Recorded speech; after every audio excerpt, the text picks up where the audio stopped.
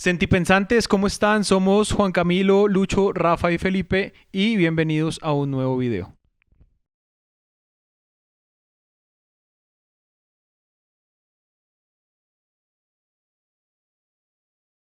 Rafa, volvimos. Estamos otra vez por acá. Los podcast, los video podcast. Y hoy vamos a tener una particularidad y es que vamos a hablar de un tema que fue solicitado, ¿cierto? Por medio de nuestras redes en una encuesta que hicimos y fue pues básicamente el que ganó en ese momento la votación, ¿no? ¿De qué vamos a hablar hoy? Vamos a hablar de paternar. Vale cuña publicitaria. ¿Por qué vamos a hablar de paternar? Pues que ustedes quisieron. Había otras opciones, pero a ustedes les llamó la atención esta. Eh, Esto va a ser bien interesante.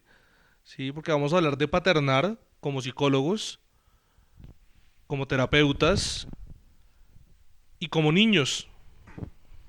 ¿Y por qué como niños? Porque vamos a usar una excusa maravillosa para poder hablar de este tema y son las películas. Son como niños. Son como niños.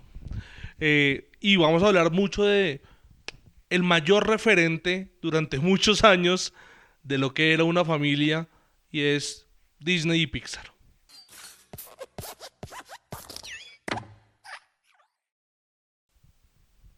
Esos han sido uno de los referentes más grandes. Y vamos a trascender también a otro tipo de películas un poco más adultas. eh, pero vamos a usar de excusa estas películas.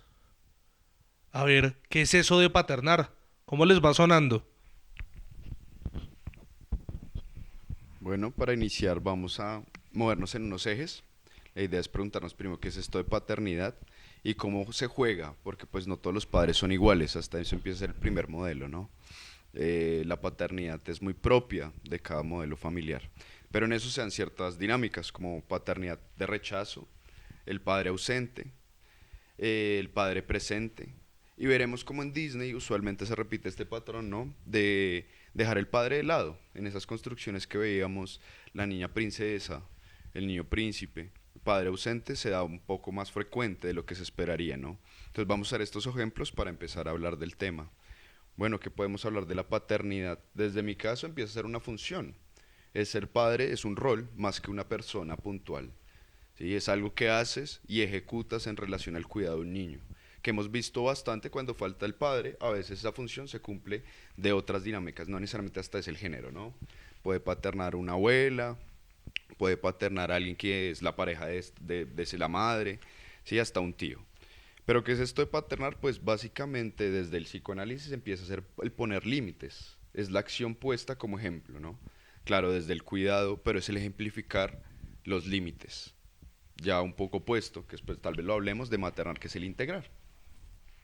Eso es bien interesante porque, aunque tú muy bien lo dices, no depende de un género como tal, sí está asumido un rol del mismo, sí está asumido el rol masculino, y eso va a ser un tema que hacia el final podemos ir quizás cuestionando un poco, porque si lo vemos desde las perspectivas de las nuevas masculinidades, de las nuevas posibilidades del paternar, inclusive desde una cultura más matrística, como lo propone Maturana y Varela, esa función matrística la pueden incluir en el paternar, ya no el paternar solo como la norma, ya no el paternar solo como el que pone el límite, sino también como el que da afecto. Y esto va a ser muy importante también cuando hablamos de disciplina positiva o de crianza respetuosa y estos términos que empiezan a volverse tan importantes en la actualidad. Y también creo que ahí entra a jugar un papel importante el cambio que ha habido social y culturalmente, ¿no? Si vamos a, no sé, 50 años atrás, era muy diferente el paternar en ese momento al actual, o incluso a 30 años atrás. Es decir, los abuelos crecieron con una forma de paternar diferente a nuestros padres, a cómo crecemos nosotros hoy en día también y cómo vendrán las siguientes generaciones que van más marcadas también por esas construcciones de dinámicas familiares diferentes, ¿no? Porque también empezamos a identificar la construcción familiar, por ejemplo, cuando hay dos mujeres como cabezas de familia, las dos, ¿cierto? Y ahí entramos a ver, por ejemplo, algo de lo que mencionaba Lucho ahorita, en construye esa perspectiva del paternar de una forma diferente, ¿no? Pero bueno, Pipe, ¿qué dices? Bueno, un tema muy interesante en donde las historias juegan un papel muy importante para comprender la mitología del padre, la función del padre y qué lugar toma en distintos niveles, ya sea desde la familia, desde la cultura, como mencionaba Juan, el paternar ha cambiado a través de la época. Ya sea desde los imperativos culturales, como también desde las estructuras familiares que se van generando en cada momento de la historia. Resaltar entonces la importancia de ver este tema de la función del padre o el lugar del padre no de manera literal, así como resaltaba Lucho, puede ser independiente del género, no necesariamente tiene que ser un ser humano, puede ser un lugar que limita, que rompe con ese vínculo primario, que es madre e hijo, para que pues precisamente el hijo tenga una oportunidad de crecimiento, una independencia, un proceso de individuación, y esta función del padre ejerce, digamos, ese rol dentro de esa dinámica, ya sea en la familia, en las relaciones interpersonales, con la misma cultura. Por ejemplo, lo podemos ver desde el aspecto legislativo, las normas simbólicas que hay, incluso también desde la religión. Bueno, hay muchos lugares en donde el padre está ahí presente, pero hoy vamos a abordarlo desde las historias que nos han marcado desde niños y que podemos de alguna u otra forma compartir de manera mucho más sencilla para analizar estos puntos. Bueno, desde esa perspectiva y así como empezamos a hacer esta introducción, ¿por dónde empezamos, Rafa? ¿Por dónde se te ocurre que podemos empezar y qué películas pueden empezar a aparecer en esta primera parte de lo que vamos a hablar hoy del paternar? A mí me parece algo súper importante respecto a lo que Lucho y Pipe están diciendo, también de una visión del paternar descentrada del padre como tal, como ente biológico, cuando el papá no está. ¿Sí? ¿Qué pasa en esos lugares cuando el papá no está? Pero también hay una abrupta ruptura de la relación madre-hijo, que sería un paternar casi que ignorado, ¿sí? Desde una figura que no conocemos. Y ahí lo primero que se me viene a la cabeza son dos películas que todos vimos cuando chiquitos, que fueron Dumbo y Bambi. Y las vi después ya cuando las hicieron en vida real. ¿Sigo sin verlas? Uy, que son buenas. Me resisto. Todas las que han hecho, Me buenas. resisto. No, se lo juro, menos la Sirenita. La Sirenita me lo Esa es la única que me vi, es la parte más triste y me arrepiento. Vea las otras. Está bien. El punto no es ese. El punto es que, ¿qué vemos en esta relación de Bambi y Dumbo, donde el escenario central es, no hay un padre, pero la madre fallece?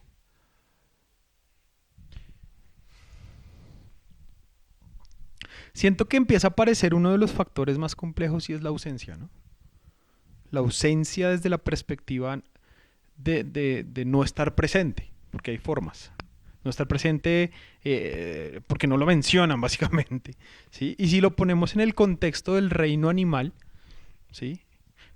Con algunos animales, ojo, porque hay muchas construcciones dentro de las dinámicas de los animales que son muy particulares. Pero, por ejemplo, en estos sí está en muchos factores el que hay un macho dominante, que es el líder de la manada, que es el encargado de la inseminación de las hembras, básicamente. Esa es la función. O sea, básicamente está el macho que preña, punto. Sí, en la vida de los humanos también hay unos que tienen ese mismo complejo. Yo soy partidario de la cirugía después de cierto número de hijos, pero lo hablaremos en otro momento. Yo soy partidario de la cirugía desde que sabes que no quieres tener hijos. Sí, no, de acuerdo, pero pues lo pongo en otros contextos como en el ICBF que trabajamos y lo vimos. Pero bueno, no es el caso. No me haga desviar. Y entonces en ese orden de ideas, esa es una perspectiva a partir de la cual el rol de la madre adquiere mucha más relevancia. Pero fuera de eso, fallece. Bueno. Entonces, aparece y fallece en una etapa de vida muy temprana para ambos, ¿no? Porque además en Bambi le matan la mamá trágicamente mal. Y en Dumbo, no me acuerdo que se muere la mamá de Dumbo. No, en Dumbo los separan. Los separan, ¿cierto? Ya la mandan a otro lado y él se lo llevan. Sí, ok. Ahí no muere. Pero Pues, es simbólica. sí. ¿Sí? Ahora, ambas generan un duelo, si lo ponemos en un contexto humano. ¿Sí? Pero pues como nos lo muestran ahí desde la perspectiva emocional de los animales, siendo los protagonistas de las películas, pues ahí también hay un duelo. Pero es diferente el duelo de muerte al duelo de separación, ¿cierto? Porque es que además yo siempre he dicho que cuando hay una separación, independientemente de la forma, siempre queda el punto de la esperanza, ¿sí? Como por ejemplo cuando estaba el tema o cuando sucede aún, porque otra vez volvimos a ese tema, de los secuestros, ¿sí? O de las personas que se pierden. Lo vimos por ejemplo en Náufrago, ¿sí? Él se pierde y su pareja hace su vida y bla, bla, bla, y no sé qué, su duelo, tal, lo entierran simbólicamente. Pero en ese tipo de situaciones siempre está la esperanza de nunca hubo un cuerpo, nunca lo vi muerto o la vi muerta. Puede aparecer, puede llegar. Y aquí aparecen esas dos perspectivas. Pero en el rol del padre no aparece eso, porque no está. De hecho, es que aquí hay algo que me parece interesante y yo sí quiero reivindicar, no solo como padre, sino también pensando en las nuevas formas de acercamiento de los hombres a la crianza. Y es que tampoco era importante en esas películas mostrar eso. Si el padre no está, es como normal, es como culturalmente lo esperado, que el papá no esté. De hecho, yo recuerdo muchas veces esos comentarios de la gente de, no, pues, papá es cualquiera, mamá solo una. Con lo que tampoco estoy de acuerdo, pero... De acuerdo, porque también lo vimos en muchos, lo hemos visto en muchos casos, lo opuesto también, ¿no? Ahora, yo soy consciente, antes de que empiecen a decir, pero Rafael está defendiendo lo indefendible. Y Rafael el colmo. Pues yo sé que no es estadísticamente relevante los papás que se hacen cargo de sus hijos, ¿no? Yo sé No que... crea, pero cada vez es mucho más. Y sí, Claro. y sí hay mayor de lo que se ve. Sí, totalmente. Después entraremos a ese tema, porque entonces empecemos a hablar... Pero es que también es importante romper muchos de esos mitos sociales, ¿no? De acuerdo. Y por eso quiero que vayamos trascendiendo de a poquitos. En esos no nos cuentan la historia del papá, pero hay una más trágica. Cuando el papá fallece... No, pero ¿por qué vamos de una vez para allá? Pero si yo qué hago si Disney lo hacía. Esta fácilmente es la película que más ha traumado gente. No es culpa mía, sí. Además porque, bueno, aquí podemos hablar de parejas homoparentales también. Sí. El papá fallece y le deja un legado Mufasa. a su hijo de venganza. Tenemos el Rey León. Pero no hablemos solo del hijo hombre, porque también tenemos la Cenicienta. Sí, señor. O también tenemos Blancanieves. Blancanieves. ¿Sí? O algo más moderno, tenemos Soul. ¿Cuál es la única diferencia de Soul con las anteriores? El que muere no es el papá. No, sí, el que muere es el papá, pero no te deja con la madrastra malvada. Bueno, en el caso de Simba tampoco, porque Sí, es el se tío, queda solo. El tío que lo... Sí, no, problemas de narcos. Pero mira que ahí también viene la dinámica de ese grupo animal como sociedad. Sí, es los machos dominantes sobre la manada. ¿Sí? No hay varios machos como formando parejas. ¿Sí? No hay monogamia. ¿Sí? Son relaciones abiertas todas. Eso sí es puro poliamor, ¿verdad? Pero son los machos dominantes que normalmente cuando son hermanos pues son los dos, pero si hay uno pues Claro. más que asume más el rol, que era lo que mostraban ahí, ¿no? Mufasa y Scar pues se distancia y cuando asume el poder pasa lo que pasa normalmente en ese tipo de contextos, ¿no? Que el macho que llega a ser el dominante mata a todas las crías. Ahora, ¿por qué me Aquí parece lo- tan interesante poner este ejemplo? Y es porque aquí se reivindica de alguna forma la importancia del padre como protector de. Porque especialmente en el caso de Blancanieves, Cenicienta y el Rey León, este papá ausente deja a sus hijos en peligro. ¿De ser qué? En los tres casos, exiliados. Entonces, me parece importante cómo aquí hay una ausencia, pero hay una reivindicación de la presencia del padre, también no solo como el que normatiza, sino también como el que educa y protege. ¿Y qué pasa cuando esa función se ve interrumpida?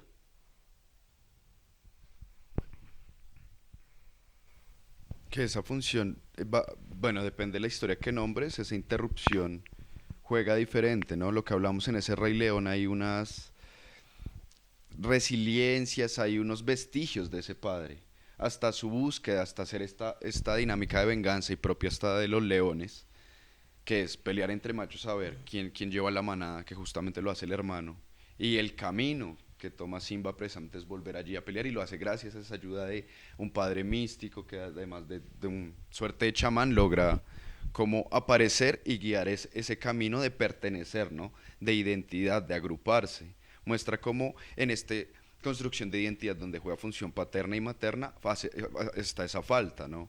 De pertenencia, de ser afectivamente recibido a un grupo, que es lo que empieza a ser el padre. Ahorita que nombramos cómo se ha resignificado el paternar, me hace pensar en lo que hablamos con Felipe y lo vemos muy desde la dinámica. El padre rompe con muchas dinámicas, pero ese romper tiene cada definición dependiendo del espíritu de la época. No necesariamente tiene que ser violento, agresivo, puede ser afectuoso, ¿no? Las relaciones afectivas, que es lo que se trabaja ahorita, afectivamente efectivas, no solamente que sea afectivo un castigo, sino desde la pérdida de privilegios empezar a construir, y estos pierden sus privilegios, ¿no? Curiosamente, quedan castigados por la falta y tienen que recobrarla. Pues tener que, más el Rey León por el lado de Cenicienta, que es curioso que también aparece la madre, o pues madrastra malvada, que en Soul hace falta, ¿no? No hay una madrastra malvada y en Simba tampoco. Ahí vemos cómo ese camino juega precisamente en dos ejes, o en múltiples ejes, y también lo que habla de la función, o sea, el Rey León, la Cenicienta, siempre tienen un cuidador suplente, ¿no? Hasta Soul. Soul, aunque pareciera que el personaje principal es esta almita en desarrollo, llega casi a abrirle los ojos a este personaje que está desvalido sin su padre. Lo mismo pasa con Cenicienta, llega la hada madrina, que en esto no podríamos preguntarnos hasta disfunción paterna, materna, qué dones le da, ¿sí? Sí, bueno, no es tan real que llegó, esquizofrénico, dinámicas delirantes y alucinatorias para Cenicienta y el Rey León dentro de todo, pero ahí cumplen esa función, ¿no? El Rey León, su padre que vuelve las estrellas, y no solo esto, antes es de cuidador, hasta es hombre, es un rol masculino, es el monito. Vemos que ahí se repite en esa ausencia una presencia de otro orden, no sé si delirante, pero vemos lo que hablaba Felipe, a veces esa función no solamente está en una persona, también hay espacios y a veces otras personas que cumplen esta función. Porque mira que en el Rey León aparecen Timón y Pumba, ¿no? Que son quienes lo adoptan y lo ayudan a crecer, lo paternan, ¿sí? Viscoso pero sabroso. Claro, el man aprendió a comer bichos, pero pues lo ayudaron a criar, ¿sí? Ahí lo que veo, por ejemplo, desde el Rey León es que hay dos tipos de padre. El padre que concede las credenciales para que tú puedas paternarte a ti mismo o incluso ser padre. Y el padre que se come a sus crías para no ceder ese lugar, ¿no? Júpiter y Cronos. En esa medida sí importa mucho la herencia que tenemos desde la raíz pues, mamífera en todos estos movimientos jerárquicos que hay alrededor de el macho alfa, los machos beta, bueno, la inseminación de las hembras, pero en donde, por ejemplo, el macho alfa incluso o pelea con sus hijos o se organiza la manada de tal forma que se concede a las generaciones venideras ese lugar de protección, se releva, ¿no? Pero también está en el Rey León la paternidad puesta en la sociedad, entonces ahí vemos cómo es una función, ¿la sociedad de qué? Los amigos. Digamos como esa familia escogida de la que a veces hablamos, que también nos puede proteger, cuidar, o sea, ejercer tanto una función o maternal o paternal. Pero también Rafiki, desde ese lugar tal vez espiritual, Pero Rafiki es más como el abuelo sabio, así, va, re hippie. y es una función paterna que organiza, como por ejemplo el chamán Ajá, ajá. en las culturas indígenas, ya puesto entonces una dimensión, por ejemplo, espiritual o religiosa, más en la cultura, ¿no? Eh, pero también cuando no está esa función del padre que separa al hijo de la madre, que corta ese cordón umbilical, por ejemplo, suceden cosas como en Cenicienta, como, bueno, no me acuerdo cuál es la otra referencia, pero Blancanieves, que caen en manos de una madrastra que precisamente las absorbe, las aniquila, no les permite poder ser individuos independientes, o sea, quedan envueltas en ese mundo intrauterino, materno, en donde no hay una distinción del deseo de la madre, no hay un deseo propio que se pueda jugar allí. De acuerdo. Y mira que ahí lo particular también es que al ser exiliados aparecen los cuidadores, ¿no? En Blancanieves aparecen los enanitos. Ahora, sí, ella los cuida, pero no. Ellos son los que la cuidan a ella. Sí, claro que ella los ayuda y no sé Claro, qué ella y los tal. cuida desde esta versión muy machista del ser mujer. Exactamente. Pero realmente no están así, porque ellos la rescatan. ¿Sí? Claro, me refiero a que el pago es yo te cocino, te lavo, pues claro, ejerce aparece esa también función. justamente el contexto Sí. machista, ¿no? Sí, sí, Desde esa sí. perspectiva. Pues la época de la película, ¿no? Tampoco quiero decir que sea una película Exactamente. pues, Ahí vamos censurable. ahí vamos a lo que hablaba ahorita de las generaciones y los momentos y las etapas sociales, ¿no? El Zeitgeist, Ajá, dice aquí ajá, Luchito. ajá. Todos esos factores influyen también en cómo se construye ese rol de padre. Ahora Oiga. que estábamos hablando de Soul, Sí. mira que me puse a pensar en algo que no lo conversamos y es Soul y Coco se parecen mucho. ¿En qué se parecen? Hay un legado de un padre, bueno, los dos son músicos, pero ese no es el punto. Hay un legado de un padre que es negado porque al seguir su pasión traicionó a una madre. En ambos casos, ¿sí? En Soul, la mamá le dice a su hijo, es que usted no sabe cuántas veces yo tuve que pagar las cuentas de su papá. Yo no quiero que usted haga lo mismo. Y en Coco, pues es clarísimo es que este man nos abandonó. Nos abandonó por seguir su sueño. Al final son dos tipos de abandonos diferentes. En uno, el man abandona su rol en la familia por seguir su sueño de ser músico. Y en el otro, pues el man se va literalmente, porque lo matan, entonces se va literalmente y no puede Lo seguir. Lo van y no puede seguir, pero se crea una censura simbólica de ese padre que traicionó. Ahí aparece otro padre en la mejor película de la historia. Que al principio no está, pero por desconocimiento, y luego aparece en Forrest Gump. Sí. Fijo. Fijo, Jenny es la peor villana que ha habido en la historia del cine. Lo es. Pero él no estaba al principio. Por desconocimiento, ¿sí? Porque nunca supo que fue papá. Además, también recordemos que en Forrest Gump hay una condición adicional, ¿no? Que es también su diagnóstico mental. A pesar de eso, todo lo que logra, ¿no? Pero y luego aparece y es quien se vuelve el cuidador. Y se vuelve el padre modelo. ¿Sí? Tanto que empieza a construirse a partir de ahí. Pero es el aparecer luego de estar ausente. Que es lo opuesto a lo que veníamos hablando. Es el estar presente y aparece esa ausencia a partir, obviamente, pues en muchos de los casos que hemos hablado, de una situación trágica normalmente.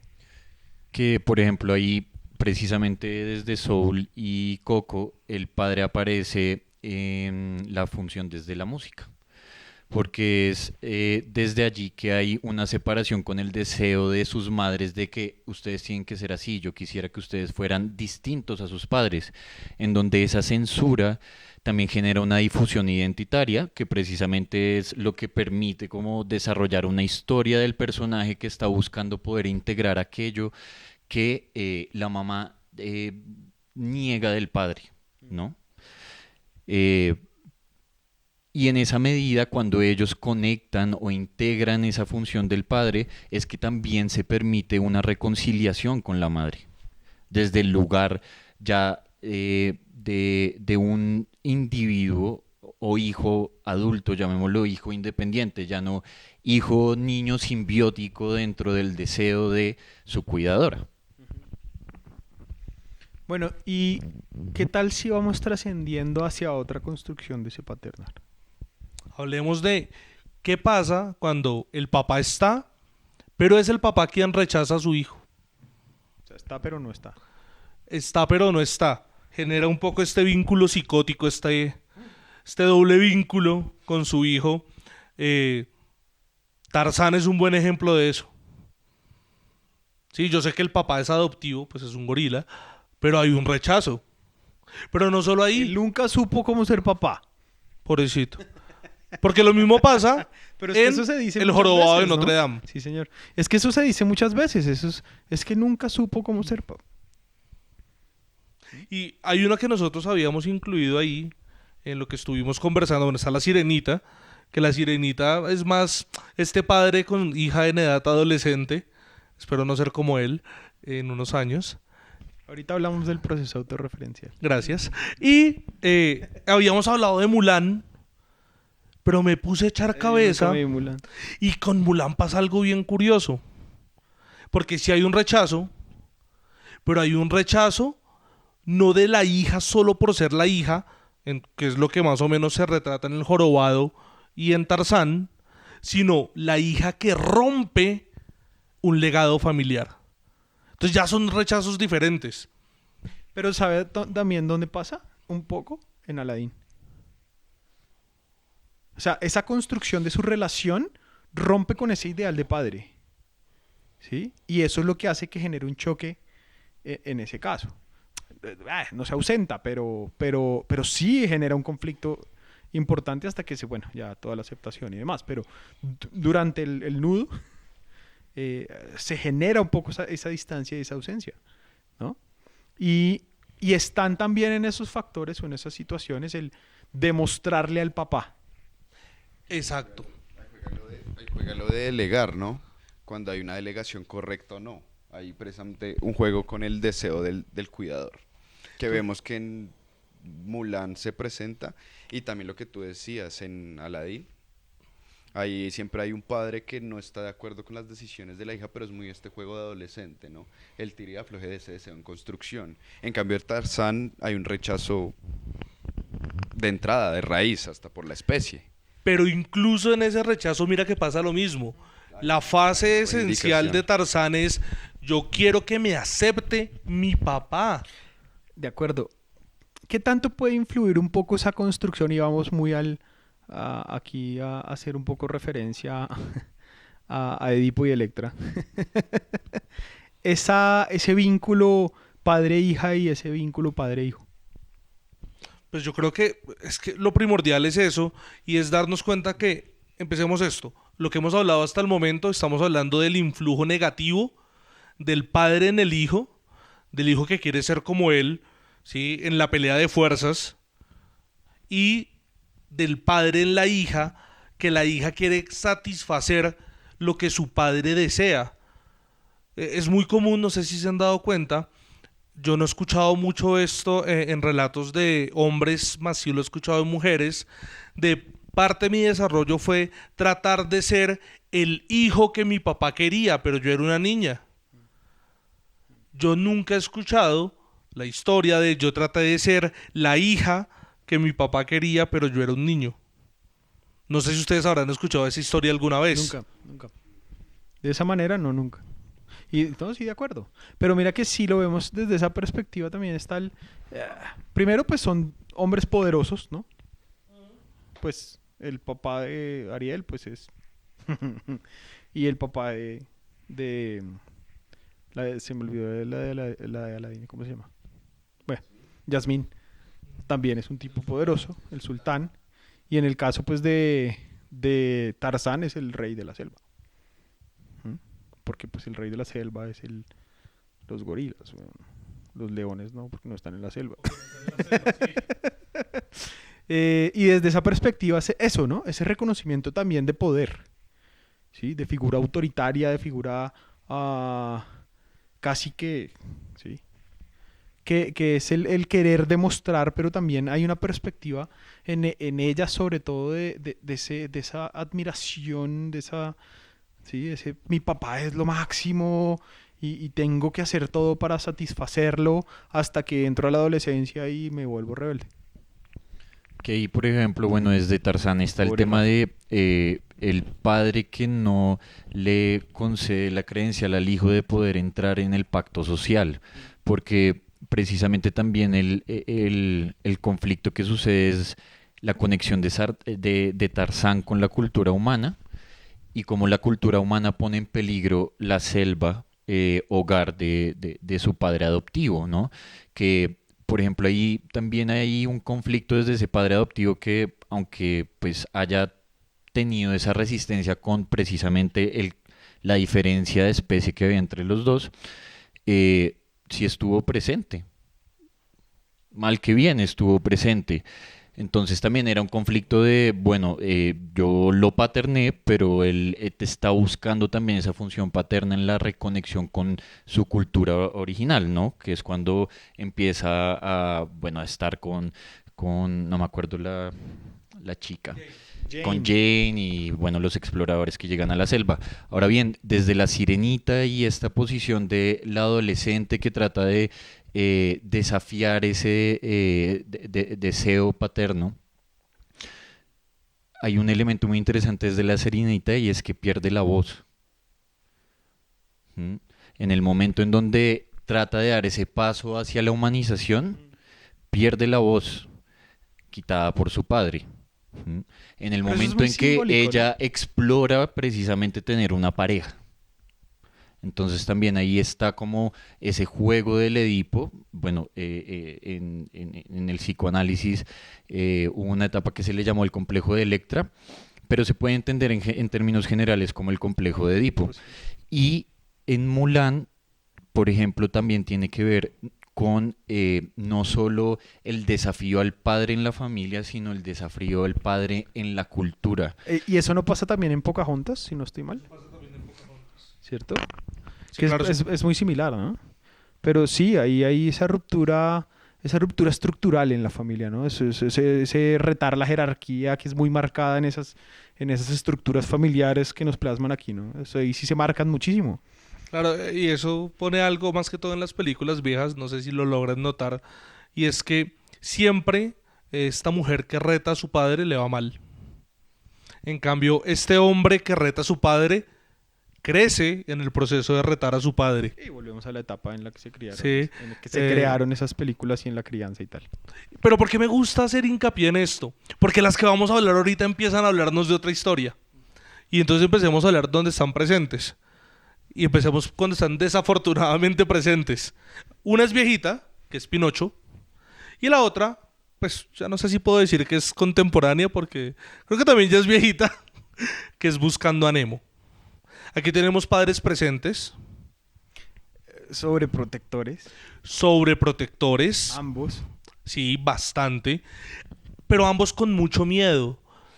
Nemo, pues en Buscando a Nemo, se me olvidó el nombre del papá. Marlene. Marlin acaba de perder a todos sus hijos y a su esposa. Y en el caso de Pinocho, Gepetto también. Ahí eso pensaba, ¿sabes? Está la ausencia de la figura materna en ambos casos. Entonces el padre se vuelve el sobreprotector. Pero el sobreprotector desde esa perspectiva mamá gallina, o sea, mira cómo es de paradójico, ¿no? Mamá gallina. Porque pasa a ser el Papá papá. luchón. Sí, pasa a ser el cuidador absoluto. Pero es bien curioso porque en ambos casos el tema del afecto no es tan natural como en el rol materno.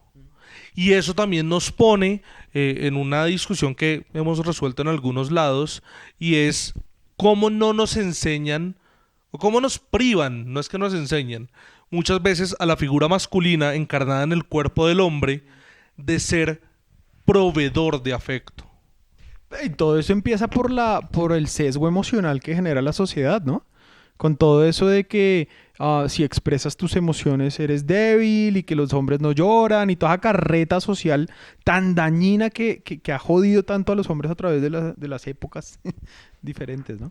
Que por ejemplo también está Goofy e hijo, como este padre tierno, afectivo, del cual hay una constante burla, más bien un rechazo desde el hijo al padre, incluso también como una culpabilización del padre por la ausencia de la madre en algunos momentos, en la medida en que a veces al padre en ese lugar también del hombre se le niegan pues esos lugares de cuidador, de tacto, de afectividad, que se le repliegan mucho entonces a la mujer. Y entonces, digamos, pues también sucede ese fenómeno en donde se torna incómodo y difícil de integrar como esa parte afectiva desde la perspectiva del hijo, pero también desde el padre se enreda un poco bueno, ¿hasta dónde cuido, doy afecto, pero en qué momentos también tengo que limitar, retirarme? O sea, ejercer esas dos funciones, ¿no? Estando inmerso, pues, en la cultura en que esté inmerso. Hay otro padre presente, de pronto no en ausencia de madre, pero presente, que es Mister Increíble, ¿no? En Los Increíbles. Que siento que es interesante ver estos padres cómo son motivados por diferentes emociones. Ya decíamos precisamente en esta ausencia, en esta sobreprotección, que irónicamente, muy tragedia griega, termina siendo lo opuesto, ¿sí? Evitando su destino se llega a él, que es en el caso de Pinocho lo hace desde el miedo. Marlene lo hace desde el miedo. Cuando vemos Goofy empieza a ser más desde la anticipación, la alegría, por eso hay cierta torpeza, pero vemos de todos modos que hay como una dinámica medio abismal, oceánica, en ese deseo de abrazarlo todo, por la culpa, por las sensaciones respecto a la madre, lo que nos lleva un poco a meditarnos. Ese afecto es que algo nos afecte. ¿Cómo nos afecta el tener hijos? Hasta como hombres, que nunca hay este espacio de quiero, no quiero, me da miedo, y hasta está bien que dé miedo. Pero ese rastrear, ver todo lo que lo integra para ver qué lo motiva, porque desde el miedo se dan, pues, siento paternidades más estructuradas a la antigua que son sin la emocionalidad y el afecto necesario para desarrollar un ser humano. Que vemos que ahí vacila y ya me iba preguntando Mister Increíble cómo juega, ¿no? Desde qué emocionalidad. Este es un hombre un poco más tosco y todo, pero de todos modos es un padre afectivo. Cuando uno ve cómo trata a sus hijos, me pregunto desde qué emoción se motiva, ¿no? Yo lo conecto y me parece súper interesante, Mister Increíble, porque sí es un padre presente, pero es un padre proveedor. Su labor es ser proveedor, y la historia que nos cuentan de Mister Increíble es un man absorbido por el trabajo. Es increíble. Es increíble. Pero lo que más me llama la atención, y esto es, yo no sé si la película se hubiera podido atrever a hacerlo en voz de la mamá en lugar de él, y es qué pasa cuando me mamo de mis hijos. ¿Qué pasa cuando me miro al espejo y digo, me estoy acabando y tengo miedo? Y esto es muy común en el discurso masculino, de perder lo que me queda de virilidad. Que siento que eso quería decir todo un enfoque machista del asunto, porque como pareja parental ahí funciona, pero pareja conyugal precisamente se excluye de tratar con su esposa cómo se está sintiendo, no sé, crisis de los 50, empieza a chocar con no me gusta lo que hago, es ser papá, y precisamente por eso lo relega a hacerlo escondidas, y ¿no? él ama a sus hijos, pero prefiere recuperar su virilidad que cuidar a sus hijos, y ese es todo el inicio de la película. Mira que asimismo también entra a jugar ahí otra vez la sociedad, ¿no? Porque es que también desde esa perspectiva se ha posibilitado más que pase con los hombres eso desde el rol paterno que con las mujeres. Las mujeres no pueden dejar a sus hijos, ¿no? Y aquí hay un porque si la mensaje dejan las importante. mujeres es caótico. Si lo dejan los papás, pues es normal, ¿sí? Es esperable, ¿sí? Y también se rompe mucho esa perspectiva cuando hablamos de los padres que se hacen responsables, ¿cierto? Que también sucede. Y he tenido muchos casos. O sea, aquí el tema no es polemizar en dónde pasa más o menos, sino también ha habido casos donde he visto lo opuesto. Que la mamá es la que dice, me mamé, güey. Pero y es el que papá aquí- es el que asume también. aquí hay una y se cosa- queda en casa y también ha cambiado esa construcción. Aquí ¿no? hay una cosa importante, Juanca, y esto es un mensaje que para mí es vital, es, hey, si nos mamamos de nuestros hijos. Sí. O sea, por favor, hombres, mujeres, todos. De estos mitos de que todos los hijos son los favoritos, eso cae. Hay hijos que gustan más que otros, es como normal en la otra edad, ¿no? Son unos otros. Hasta eso es la parte de paternar y educar, permitirles su autonomía, descubrir que porque más se quiera hay otro querer allí. también cómo el padre juega su rol, ya sea desde lo que dicta la cultura, desde lo que dicta su subjetividad, porque entonces en este lugar de Mister Increíble, proveedor, trabajador, en donde está haciendo el rol del padre cultural, abandona su lugar subjetivo. Que bueno, está el tema de la virilidad, pero también es como el retorno a esto que lo hace sentir vivo, que es el ejercicio de ser superhéroe. Y cómo entonces él empieza a conectar con ese deseo. Y hay algo interesante porque en la medida en que también los padres no solo dan ejemplo desde la cultura, sino dan ejemplo desde perseguir sus deseos genuinamente para desarrollarse plenamente como individuos, también dan un muy buen ejemplo a sus hijos de buscar sus propios deseos, de realizarlos de acuerdo a su subjetividad, a su a la conexión con sí mismos de manera genuina y no necesariamente, digamos, modulado por el deseo cultural, ¿no? Que él estaba enredado en esto de tengo que ser el papá que trabaja, provee a mi familia y nunca falla, pero ahí también había mucha desconexión con su familia, ¿no? Que era cuando veíamos esta escena en la mesa, él totalmente disociado, no conectando con lo que escucha de sus hijos, precisamente porque no está conectado con sí mismo. Entonces es como viendo que eso de dar ejemplo, cómo lo estamos dando y qué tan conectados estamos con nosotros mismos a la hora de lo que le reflejamos a nuestros hijos desde ese lugar de padres. Y mira que aparece otro padre que tiene siempre que estar conectado consigo mismo por las dinámicas y las situaciones coyunturales de lo que vive y es en la vida es bella. Güey. Es un padre superhéroe, güey. ¿Sí me entiendes? Desde esa perspectiva protectora, no sobreprotectora. Ahí hay una gran diferencia. Porque él sí lo tiene que cuidar, pero él estimula que también su hijo, a partir del juego, que es uno de los recursos más importantes que puede tener los padres o madres para todo, para criar, para compartir tiempo, para todo con sus hijos a través del juego, él hace que se vuelva algo tan traumático como un campo de concentración, algo muy llevadero para su hijo, sin que él se dé cuenta. Aún así, mira que pasa algo.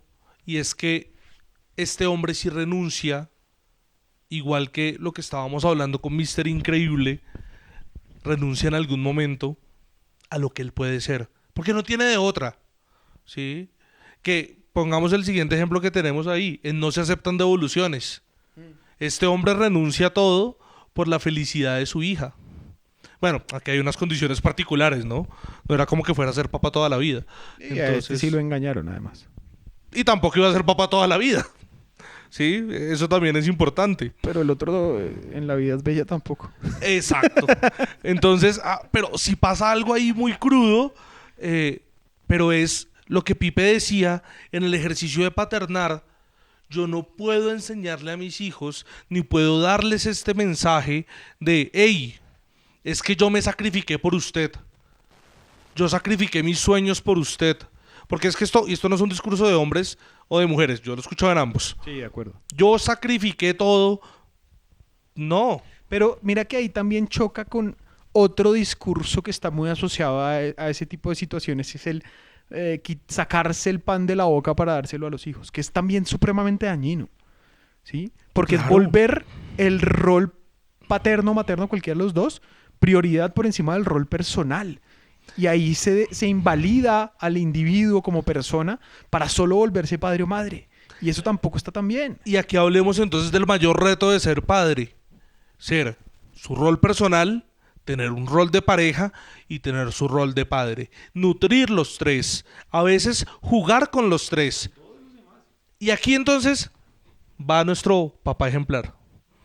Siento que Papá por obligación. Ahorita que hablamos renunciar a los deseos propios por el otro, yo lo trabajo en consulta bastante el teorema de la estupidez. Creería que en todas decisiones jugar inteligente. Gana el otro, gano yo.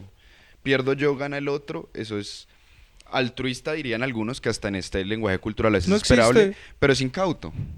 Es más incauto que altruista. Malvado, que hay padres malvados, pierde el otro, gano yo. Y ya hay gente como estúpida. Pierdo yo y pierde el otro. Entonces la idea es en esto jugar inteligente. Entonces, ¿cuál es? Si sé que en mis deseos no es para mí, pues enfrentarte a eso, que lo otro que utilizo a veces es como, es que ese ser yo real a que estoy sujeto, como con mi cuerpo, como estilo esta persona, el contexto de la situación que me encuentro, mi yo ideal, que es hasta donde yo puedo llegar, le proyecto a los otros, y finalmente el ideal de yo, que toca aterrizar eso a lo que se es, ¿no? Que es cómo juega la cultura en todo este lenguaje que me permite desarrollarme.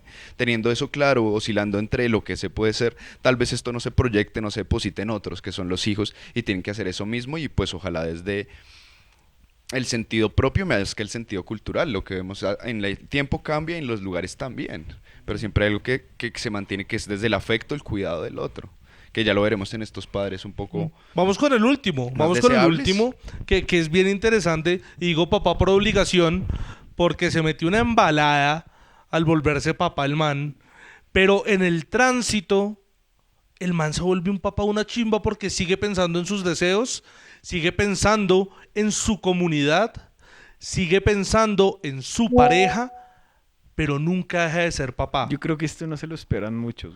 Claro que no, porque estamos hablando de mi villano favorito. Total, Gru. Gru. Y además ahorita pues, Despicable Me está ahí otra vez en Netflix. Se nos viene Despicable Me, además, otra. Y si ustedes se dan cuenta, en esta historia, Gru aprende a ser responsable, no solo como papá, sino en todos los escenarios donde no solo es norma, sino es cuidador. Por eso esa escena con los Minions es tan bonita, porque ellos también son como sus hijos. Y solo al reconocerse como padre, se dio cuenta que estaba ejerciendo la paternidad con los Minions. Pero en todo lo que ustedes ven de la saga, Gru consigue una pareja que se adapta a sus necesidades como padre soltero, sigue cuidando a sus hijas y transita las diferentes etapas de sus hijas con todo el amor del mundo, pero sigue siendo lo que sabe hacer, y es ser un villano. Que también lo interesante es que Gru pierde a su padre, joven, y a pesar de esa ausencia del padre, la madre en esa ausencia le sigue dando un lugar al padre. O sea, le permite a él identificarse o explorar aquello con lo que se quiere identificar de su padre, que era, por ejemplo, ser ladrón. Y no rompen la relación madre-hijo por eso, ni tampoco la madre, digamos, vacía ese lugar que tenía el padre, sino que incluso hay un permiso de explorarlo, a pesar de la ausencia. Y miren cómo eso, digamos, resulta también en esa construcción de paternar que tiene Gru al final, sin abandonar esos otros roles importantes de su vida, lo cual aún resalta más ese lugar de padre que tiene para su comunidad Minion, sus hijos Minion, y también pues el resto de relaciones que presenta allí en la peli. Oiga, qué interesante, ¿no?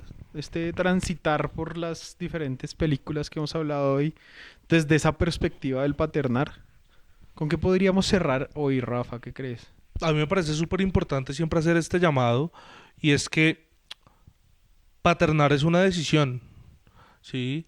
Y más allá del rol de lo que se cree paternar como masculino, puede incluir muchas dinámicas afectivas que también son liberadoras, que también generan empoderamiento y que también generan norma, ¿sí? Porque el afecto también puede estar alrededor de la norma. El afecto, como ustedes bien lo decían, no siempre tiene que ser permisivo, igual que la norma no siempre tiene que ser violenta.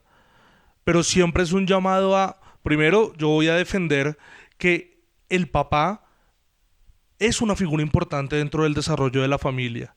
Presente o no presente, cada uno tiene sus cuitas, cada uno tiene su efecto, pero simbólicamente el que esté o no esté y las razones por las que esté o no esté, y si está, cómo desarrolla su paternidad, sí definen una cantidad de interacciones que estos hijos van a tener a futuro, con la norma, con el orden, con la cultura.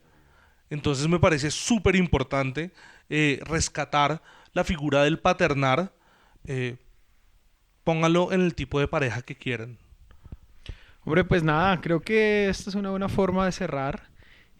Para quienes nos escuchan en Spotify, pues nos estaremos oyendo en un próximo capítulo. Para quienes nos ven por YouTube, Nos estaremos viendo en un próximo video, pero antes esperamos que les haya gustado mucho este ejercicio. Si es así, acuérdense de darle like, de suscribirse, de activar esa campanita para que les avise cuando subamos nuestros videos. No se les olvide pegarse una pasada por todas nuestras redes sociales, que se las vamos a dejar aquí una vez terminemos el video, nuestra imagen final. En Instagram, en TikTok, obviamente pues aquí en YouTube y obviamente en nuestro podcast en Spotify, en donde cambia el nombre de Sentipensando. Acuérdense, aquí el resto son Sentipensantes. Y nada, Sentipensantes, nos estamos viendo en un próximo video.